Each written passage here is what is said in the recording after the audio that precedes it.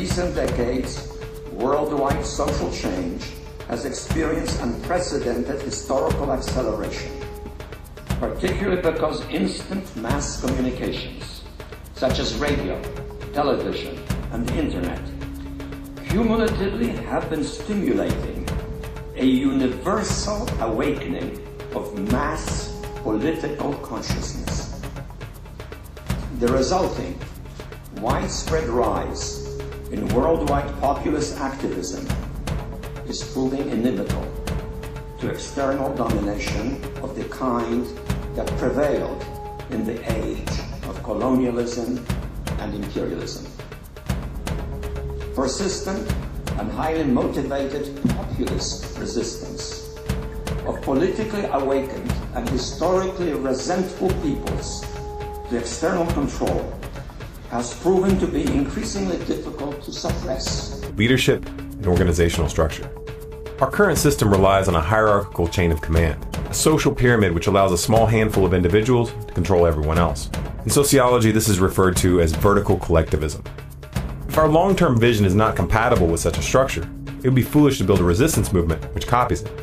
Ends don't justify the means will determine the end result. So if we want a decentralized, non-hierarchical federation of autonomous communities to replace the current system, the movement must be decentralized and non-hierarchical as well. This doesn't mean that there's no place for leadership. To the contrary, leadership is essential. The distinction needs to be made between leaders and rulers. Leaders walk ahead of the crowd. Rulers place themselves above the crowd.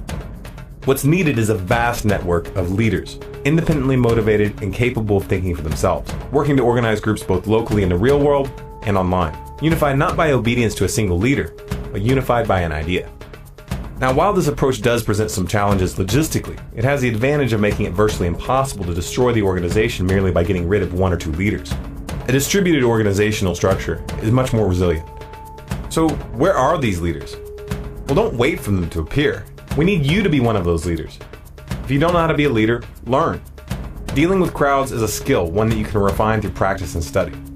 Anyone who wants to learn the basic psychology of uprisings and how to work with the public should study the following books intensely, reading them several times, taking notes and reflecting on what they say.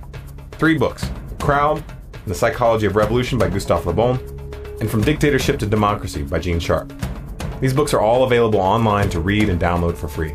You'll find links to these books in the description of this video. Now, a word of warning, these books contain politics, opinions, and prejudices that I do not endorse. Like all books, they should be read with a critical mind, questioning everything that's said. However, they do offer a great deal of insight as to how to take power out of the hands of a tyrant. Leadership takes many forms and can mean many things depending on the situation. However, the primary job of leaders is to inspire people to take action, to organize people into groups so they can be more effective than isolated individuals, and to train others to do the same.